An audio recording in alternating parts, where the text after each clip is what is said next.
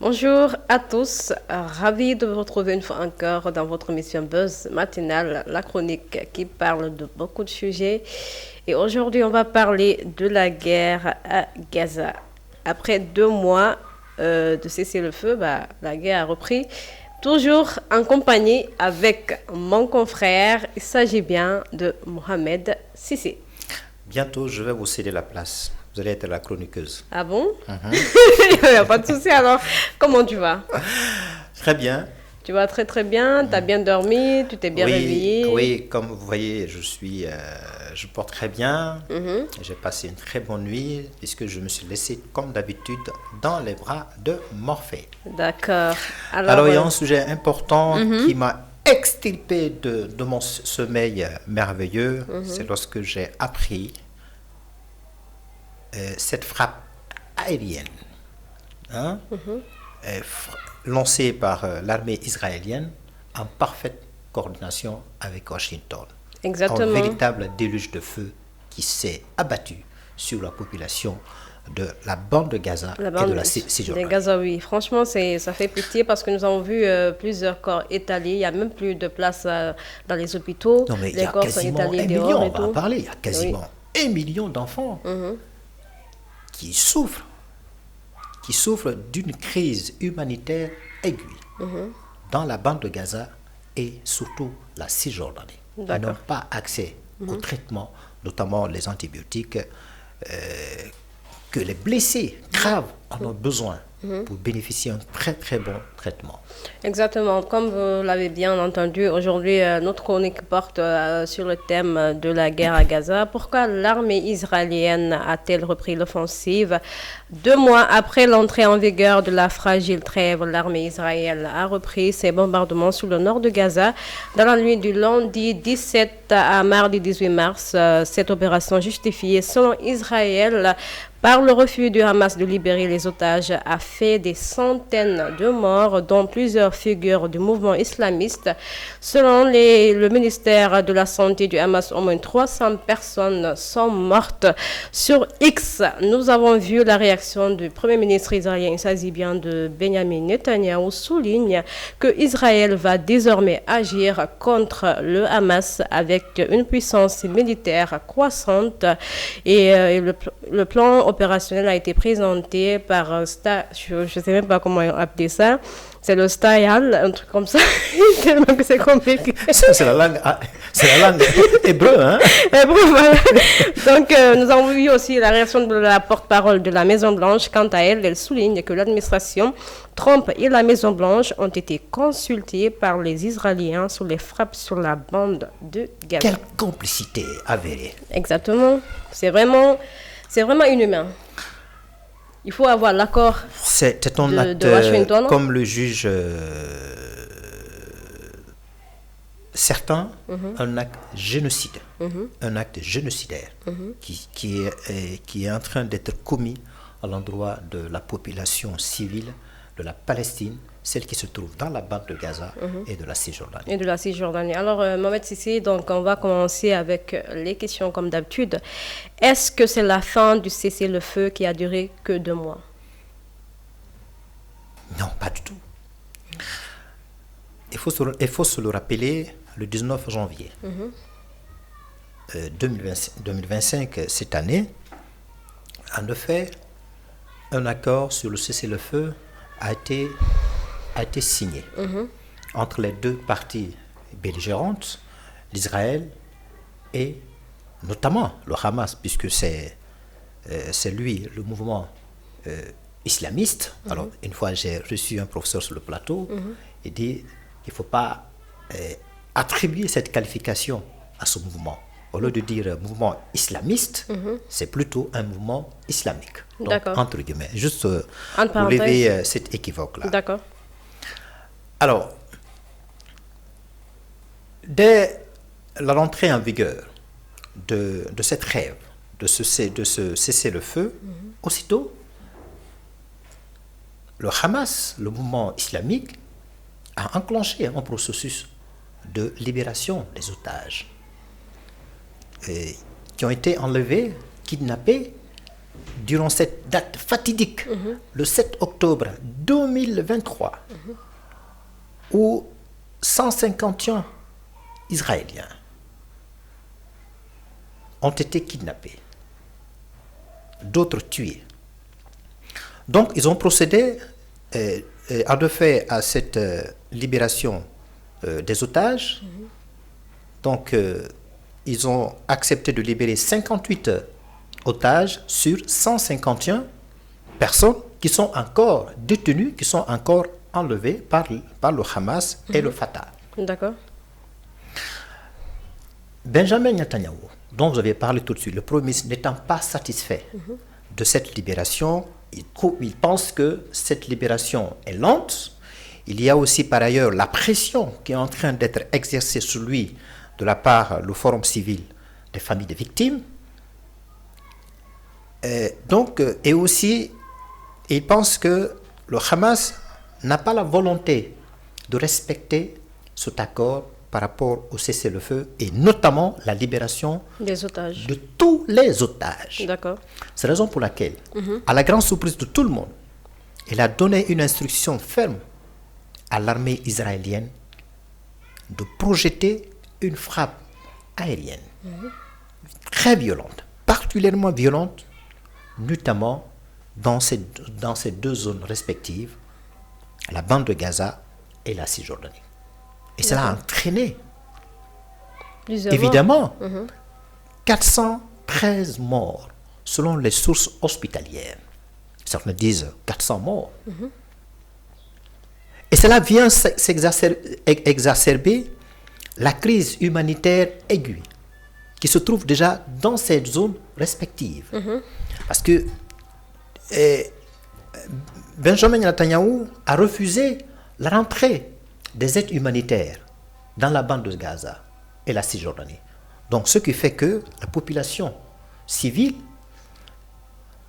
n'a pas accès à l'eau, n'a pas accès non plus à l'électricité, ni au traitement dont je viens de parler, des antibiotiques dont les victimes, les blessés graves en ont besoin pour au moins subir ou bénéficier d'un traitement efficace. Alors, posons-nous la question, est-ce c'est le Hamas ou bien le Fatah qui ne sont pas animés de la bonne volonté manifeste de respecter cet accord, le cessez-le-feu, ou bien c'est Benjamin Netanyahu et aussi le ministre de la Défense qui souhaite aller vite à besoin, qui ne souhaite même pas attendre à ce que ce processus de libération se passe normalement comme cela a été prévu dans cet accord de trêve de cessez-le-feu. Et suite, je termine par ça, suite à cette frappe aérienne particulièrement violente, le ministre de la Défense d'Israël est sorti pour dire que désormais la règle du jeu a changé. A changé, exactement.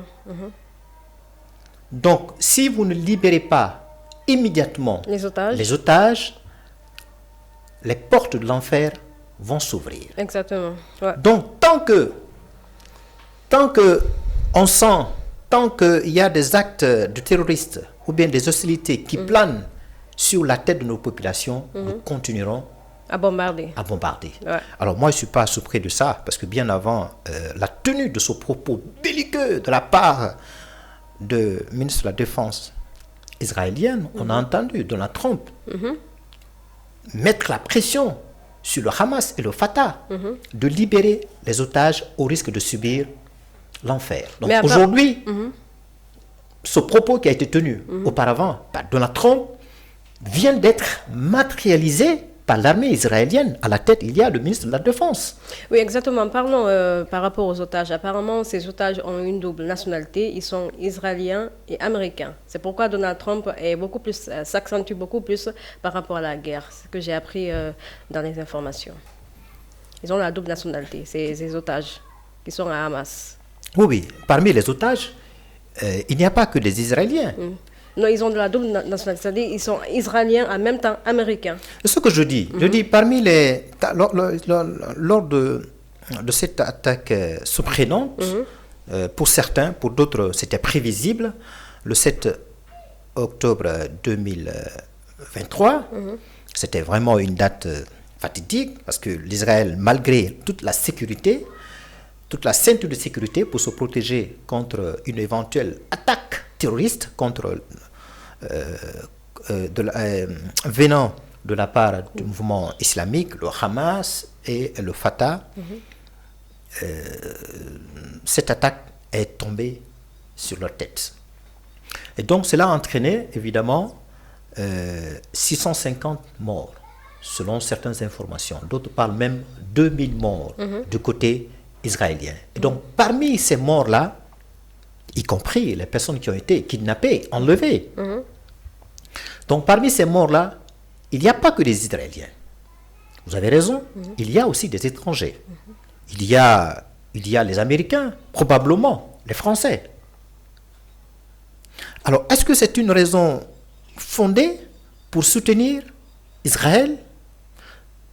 Moi, je n'en crois pas. Moi, je n'en crois pas. Vous voulez soutenir Israël pour continuer à frapper la bande de Gaza au prétexte que parmi les personnes tuées, surtout les personnes enlevées, kidnappées, il y a des Américains. Moi, je pense que cette raison-là, si Donald Trump l'a évoquée, de mon point de vue, elle n'est pas suffisante. Elle n'est pas fondée. D'accord.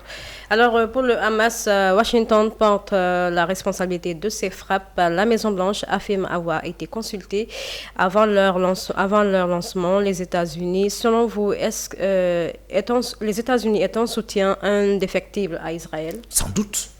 Sans doute. Sans doute. Je vous rappelle, qui est-ce qui donne des informations à Israël aujourd'hui? Qu'est-ce qui continue à réarmer Israël? C'est bien entendu États-Unis. Et cela se manifestait même sous le régime de Joe Biden, le régime précédent. Et aujourd'hui, ça continue à être matérialisé. Et concernant cette frappe aérienne qui s'est passée après l'entrée en vigueur de cet accord sur le cessez-le-feu, le 19 janvier, bien avant de frapper, Washington a été informé par rapport à la cible qui devrait être frappée, le lieu. Donc Washington a été informé. Donc cette frappe a été faite en parfaite coordination avec Washington. Washington était au courant de tout. Et la preuve, bien avant, chaque fois que Palestine tente d'attaquer, l'Israël, ce sont les Américains, notamment Washington, qui fait en sorte de donner des informations à l'État, surtout à l'armée israélienne, concernant une éventuelle attaque terroriste ou bien des activités terroristes qui sont en train d'être préparées par le Hamas ou bien le Fatah. Donc, l'armée n'a pas fait cette frappe-là sans informer Washington. Washington a été informé. Je viens de le dire Donald Trump. Il dit qu'il faut que Hamas et le Fatah prennent leurs responsabilités en acceptant de libérer les otages, au risque de vivre l'enfer. Donc, l'enfer vient de se manifester. Et on ne sait pas quand ça va s'arrêter, parce que là, ça devient vraiment compliqué, vu qu'il y a beaucoup de morts. On a vu des enfants, des femmes et des hommes qui sont couchés par terre. Quand même, c'est vraiment oui, triste. Vous avez raison. Quand est-ce que ça va s'arrêter? Vous avez déploré les enfants qui sont dans des situations particulièrement compliquées, dans les situations particulièrement inhumaines. Je le disais tout de suite, il y a quasiment 1 million d'enfants qui vivent dans cette situation de crise humanitaire aiguë. Dans la bande de Gaza, ils n'ont pas accès à l'eau, à l'électricité, au traitement adéquat, notamment pour les blessés. Il n'y a rien du tout. Alors quand est-ce que ça va cesser? Je ne suis pas dans les secrets de Dieu, mais ça va être compliqué à ce que ces deux États puissent trouver un accord définitif, puissent trouver une relation normale. Il y a une trêve qui vient d'être violée par une partie prenante de cet accord. C'est Israël, c'est l'État hébreu, c'est l'État sioniste. Et de par le passé, on a vu en 1993, l'accord d'Oslo a été violé.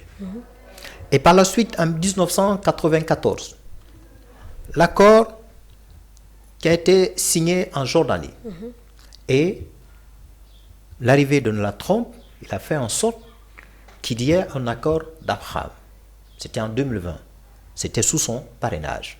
Donc il a fait en sorte de faire asseoir sur la table les Émirats arabes unis, Bahreïn, ainsi que le Maroc et le Soudan, pour signer un accord sur la normalisation des relations diplomatiques entre ces pays arabes, la Ligue arabe et l'Israël. Donc, ce qui a été fait.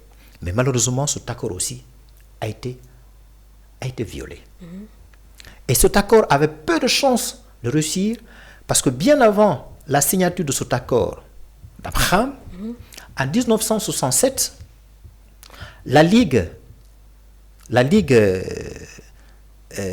dont fait partir ces pays dont je viens de citer, Bahreïn, les Émirats arabes unis, le Maroc ainsi que le Soudan, avaient établi à son sein les trois règles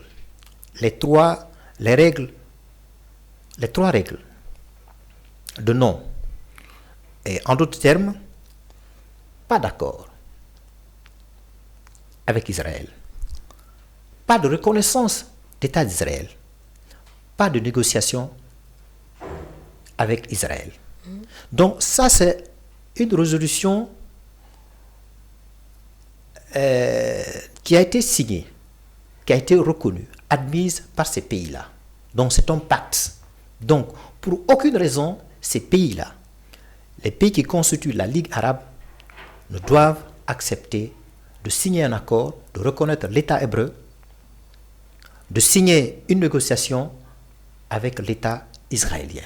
Donc, quand on nous propose aujourd'hui un autre accord récent le 19 janvier, dans l'espoir que cela aboutirait sur un cessez-le-feu pour arrêter soit temporairement ou définitivement les hostilités qui sont en train de se passer dans la bande de Gaza et en Cisjordanie, ça je ne crois pas. Ça c'est une espèce de poudre dans les yeux. Je ne crois pas du tout. D'accord, alors on continue toujours avec nos questions. Est-ce que cette reprise de guerre pourrait provoquer des réactions très fortes côté israélien autour du sort des otages? Oui, vous avez raison. On a entendu, après cette frappe aérienne très violente, qui s'est abattue notamment sur la population de la bande de Gaza et de la Cisjordanie. Quelque temps après, on a entendu la première ministre de l'Italie, Giorgia Meloni, qui a condamné fortement cette frappe en disant que le Hamas, il fallait lui laisser le temps de poursuivre le processus de libération.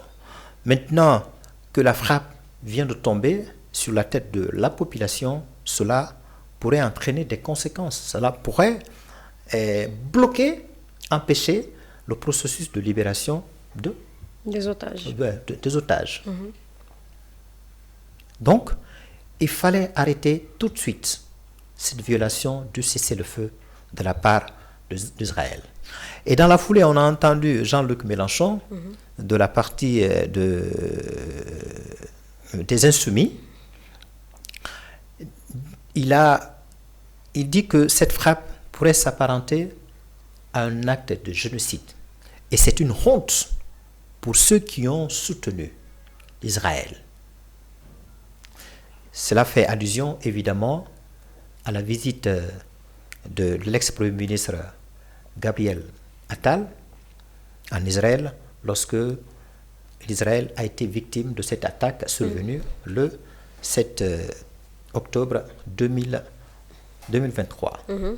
Et dans la foulée, on a entendu également ce qui a été, moi, ma surprise, le Moscou condamner cette attaque. Alors qu'eux-mêmes, ils sont... Hein? C'est de la comédie, on dirait. Hein? Alors que lui, aujourd'hui, est en train d'utiliser un déluge de feu contre la population ukrainienne. Ukrainienne, quand même, hein? Oui. Hein? Ouais. Il tue à ciel ouvert la population ukrainienne. Mais il condamne quand même. Hein? Ah oui, C'est mais ce qui s'est passé à Gaza, quand Moscou condamne une telle frappe meurtrière, c'est hallucinant quand même. je me pose la question, est-ce que cette condamnation est caractérisée de la sincérité? Ouais. Je me pose la question. Et dans la même veine, on a entendu l'Arabie Saoudite. L'Arabie Saoudite qui a une position ambivalente. Qui est ambigu. Oui, ambiguë. Est-ce que c'est un allié d'Israël ou bien c'est un allié de Hamas, de la Palestine? La Palestine, je me pose la question. Alors, je pourrais dire que l'Arabie Saoudite pourrait être un allié d'Israël parce que lorsque l'Iran a été victime d'une attaque de la part d'Israël, au prétexte que l'Iran aurait soutenu la Palestine, et du coup, l'Iran a lancé des centaines de missiles sur le sol israélien. Et tout de suite, l'Arabie Saoudite a intervenu pour intercepter quelques missiles. Donc, cela en dit long l'alliance qu'il y a entre l'Arabie Saoudite et Israël. Oui. Donc, aujourd'hui, il y a des condamnations qui tombent à flot. Mais est-ce que c'est ce qui va arrêter? On se demande. On se pose la question. Ouais. Il faut que les États-Unis arrêtent de soutenir militairement, logistiquement, financièrement l'État hébreu pour que l'Israël arrête de tuer des innocents, la population civile. Ouais. Malgré la décision qui a été prise par la Cour internationale de justice, qui a demandé d'arrêter cette occupation, cette colonisation sur le sol de la bande de Gaza et de la Cisjordanie, pour éviter un éventuel acte de génocide. C'est suite même à la plainte déposée par l'Afrique du Sud. Mais ça n'a pas porté ses fruits, puisque la décision de ce tribunal international n'ayant pas un caractère contraignant. C'est dans ce cadre que la Cour pénale internationale est entrée en jeu pour ouvrir un mandat d'arrêt international contre non seulement le Premier ministre Benjamin Netanyahu et son ex-ministre de la Défense, y compris certains responsables les plus importants de Hamas et du Fatah. Donc normalement, les 125 pays membres qui ont ratifié le traité de Rome pour la création de cette Cour internationale, qui devraient tout faire pour arrêter Benjamin Netanyahu s'il arriverait à faire une visite dans ces pays respectifs-là. Parlons de Benjamin Netanyahu. Peut-on dire qu'aujourd'hui que Benjamin Netanyahu prend le dessus et devient le dictateur? En Israël même, Benjamin Netanyahu a souhaité prendre des décisions. Vous savez, son mandat a terminé depuis fort longtemps. Ouais. A souhaité prendre une décision à l'encontre même de l'état de droit en Israël. Cette décision vise à mettre une pression, à avoir un pouvoir exorbitant. Et même en face, le pouvoir juridique, le pouvoir judiciaire ne peut pas torpiller. Et ce qu'il a toujours souhaité. Oui. Donc, aujourd'hui, il n'est pas vu comme un démocrate en Israël. Il y a une partie des Israéliens qui souhaitent aujourd'hui le départ de Benjamin Netanyahu à la tête du gouvernement israélien. Parce que depuis qu'il est là, franchement, il n'a pas pu satisfaire le besoin crucial des Israéliens. À cela vient s'ajouter cette attaque survenue le 7 7 octobre. Donc, si on en est arrivé là, c'est évidemment à cause de lui. À cause de lui. C'est comme s'il est imbu d'une espèce de poisse. Donc, on peut le qualifier comme un dictateur. Oui. Oh, bien sûr, bien entendu, c'est un dictateur. Aux yeux même, aux yeux de Hamas, de Fatah, de la population palestinienne, il est inéluctablement un dictateur, un autoritaire. Parce qu'aujourd'hui, s'il y a un massacre, je pourrais même dire s'il y a éventuellement un génocide, c'est lui qui en est responsable. Avec l'armée israélienne. À la tête, il y a le ministre de la Défense. Donc, de ce point de vue-là, il est indiscutablement un dictateur. D'accord. Donc, il a la force aujourd'hui parce qu'il est soutenu par ses alliés. Un allié très important, Washington, les États-Unis. Et même Joe Biden le soutenait. Donc, mais c'est gravissime, cette situation. C'est très gravissime. D'accord. C'est très gravissime. Donc, on va parler maintenant de l'Afrique. Pourquoi il n'y a pas eu de réaction côté État africain? On n'a pas entendu ou bien il y a eu une réaction? Je le disais la dernière fois, mais chaque fois que je le dis, vous éclatez de rire. Lorsqu'il y a la guerre entre deux couteaux... Tu reviens là-dessus. Lorsqu'il y a la guerre, il y a des hostilités entre deux couteaux.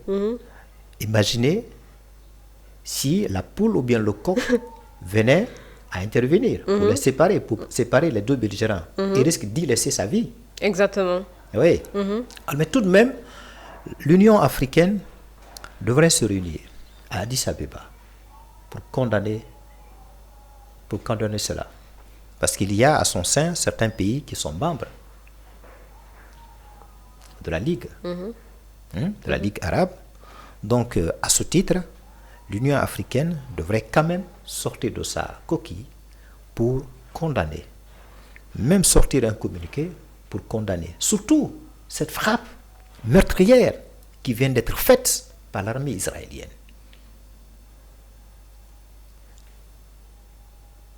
Une telle frappe, après l'entrée en vigueur de cet accord de cessez-le-feu, normalement, il est de la responsabilité de l'Union africaine de condamner fermement cette attaque. Et ça pourrait même entraîner éventuellement des incidences diplomatiques. Ah oui, ça, oui, si vraiment on est inquiété, parce que la Palestine, sans vouloir s'engager dans un débat religieux, c'est la communauté musulmane. Donc, au sein de l'Union africaine, il y a la communauté musulmane. Donc, il est de la responsabilité de cette union-là, puisque c'est elle qui représente ces pays, les 55 pays africains, de monter au créneau pour condamner, encore une fois, cette frappe injuste, cette frappe qui vient violer manifestement cet accord que l'Israël lui-même a signé avec le Hamas. Avec le Hamas. Donc, étant donné que c'est une violation manifeste de la part d'Israël, donc il est de la responsabilité de l'Union africaine de condamner cet acte ignoble comme l'a fait les pays européens. J'ai parlé de l'Italie, la France, l'Arabie Saoudite et le Moscou également. Donc pourquoi l'Union africaine doit rester indifférente par rapport à cette frappe meurtrière? Alors on va terminer avec cette question-là. Est-ce qu'il y a-t-il des voix qui s'opposent aux actions de Benjamin Netanyahou en Israël? Y a-t-il des voix qui s'opposent à ce qu'il fait? Alors, en ce moment, la manifestation qui est en train de se faire fait focus